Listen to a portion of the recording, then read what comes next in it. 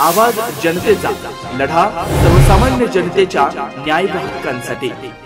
मी doctor Shubhangi करडिले शेडाळे, राहणार बुरहानगर येथे रहिवासी असून भाजपचे माजी आमदार शिवाजी भानुदास करडिले यांची सख्खी पुतणी आहे आणि आता ते भाजपचे अधिकृत उमेदवार म्हणून निवडणूक लढवत आहे।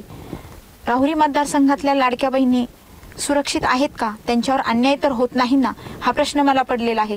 कारण मी जर त्यांची सख्खी पुतणी असून माझ्यावर अन्याय होतोय, दमदाटी होती, मलाही त्यांचा त्रास होतो, मग मी पण शासनाची एक लाडकी बहीणच आहे ना। मग माझ्या अन्यायाविरुद्ध जर तोडगा निघत नसेल तर इतर बहिणींचा अन्याय कोण कसा थांबवेल, हाच प्रश्न मला पडला आहे। माझे वडील मयत ठकाजी भानुदास करडिले हे माजी आमदार शिवाजी भानुदास करडिले यांचे सख्खे भाऊ होते आणि त्यांचा शिवाजी भानुदास करडिले यांनी जो काही मानसिक आणि आर्थिक त्रास दिला आहे त्याच्याबद्दल मी आज तुम्हाला सांगू इच्छिते।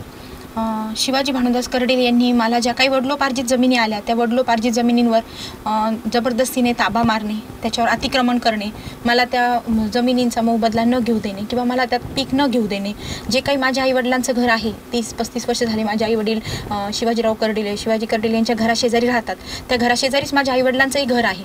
त्या घरामध्ये जाऊ न देणे, त्या घराला कंपाऊंड वॉल ठोकणे, ते घर स्वतःच्या ताब्यात घेणं, तिथले लाईटचे कनेक्शन कट करणं, पाण्याचे कनेक्शन कट करणं आणि ते घर मला त्या घरामध्ये प्रवेश न मिळू देणं, अशा प्रकारचा त्रास त्यांनी चालू ठेवला आहे सध्या। त्यामुळे ह्या मानसिक परिस्थितीला कंटाळून आज मी हे माझं मत सगळ्यांसमोर व्यक्त करते।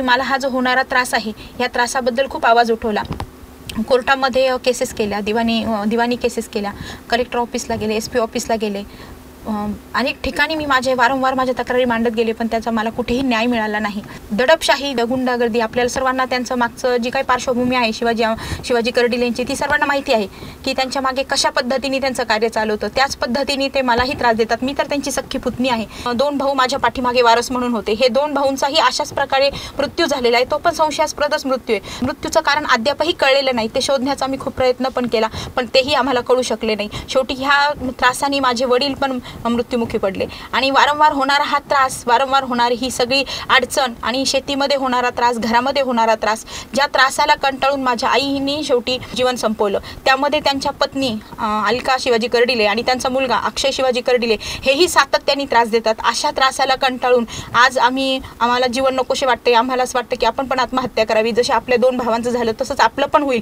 ह्या भीतीने आज आम्ही खूप गोष्टींना मुकलोय। आज माझं तिथे एक क्लिनिक आहे बुरहानगरमध्ये, मी आज तिथे एक 12-13 वर्ष झाले माझं स्वतःचं क्लिनिक आहे। ते क्लिनिक पण मी जीव मुठी धरून चालवते की उद्या काय होईल, उद्या मला एक मुलगा आणि 2 मुली आहेत छोट्या, उद्या ह्यांच्या काही कारणास्तव कुठे खोट्या गुन्ह्यात आम्हाला अडकवलं जातं का, आमच्यावर काही खोटी केस लादली जाते का, उद्या आमच्या जीविताला काही धोका होतो का, ह्या भीतीचा, ह्या गोष्टींचा विचार करून आम्ही आज इथपर्यंत आलेलो आहे की ह्या लोकांपर्यंत आपलं मत मांडलं पाहिजे। उद्या आपल्या जीवाला काही धोका झाला त्याला पूर्णपणे आमदार शिवाजीराव करडिले हे जबाबदार राहतील, त्यांचा मुलगा अक्षय करडिले हा जबाबदार राहील। आणि दुसरी गोष्ट अशी की जे काही आम्हाला जो रोज त्रास होतो त्या त्रासाला जर आम्ही कुठे वाचा फोडण्याचा प्रयत्न केला तर त्या वाचेलाही आम्हाला दाद मिळत नाही। जर आम्ही एखादा वकील नेमला तर त्या वकिलालाही थोड्या वेळाने किंवा रात्रीतून फोन येऊन आमची केस घेऊ नये यासाठी दबाव टाकला जातो। त्यातलंच एक उदाहरण म्हणजे बुरहानगर गावामध्ये भगत वकील आहे, त्यांच्याकडे मी केस दिली होती, तर त्यांच्यावरही 2 दिवसांनी एक खोटा गुन्हा दाखल करून त्यांनाही ती केस मागे घेण्यासाठी भाग पाडलं। अशा पद्धतीचं वारंवार होणारा आम्हाला त्रास की ह्या त्रासातून आम्हाला कुठेतरी न्याय मिळावा यासाठी आम्ही आज SP ऑफिसलाही जाऊन तक्रार दिली की आम्हाला कुठेतरी न्याय द्यावा आणि आमच्या जीविताला जो धोका आहे त्या जीविताचं आमचं रक्षण व्हावं आणि आम्हाला आमचा उदरनिर्वाह मनमोकळेपणाने करता यावं।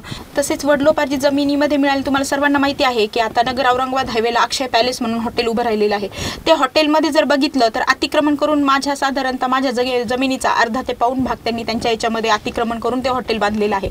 त्याच्या शेजारी तुम्ही बघितलं असेल एक झोपडी आहे, ती जी भाड्याने दिली होती ती भाडेकऱ्यालाही करडिले साहेबांनी घरी बोलून दमदाटी करून त्याला हकलून लावलं। त्याच्यानंतर पलीकडे एक पंप आहे, तुम्हाला पंप लागला होता तो HP चा पंप, तर तो पंप सुद्धा रात्रीतून त्यांनी दमदाटी करून त्यांच्या नावावर करून घेतला आणि आज ते काम तिथं चालू आहे। अशा प्रकारच्या वारंवार होणाऱ्या दमदाट्या, बंडखोरी आणि आम्हाला होणारा त्रास याच्यातून काहीतरी न्याय मिळावा ही आमची मनातून इच्छा आहे।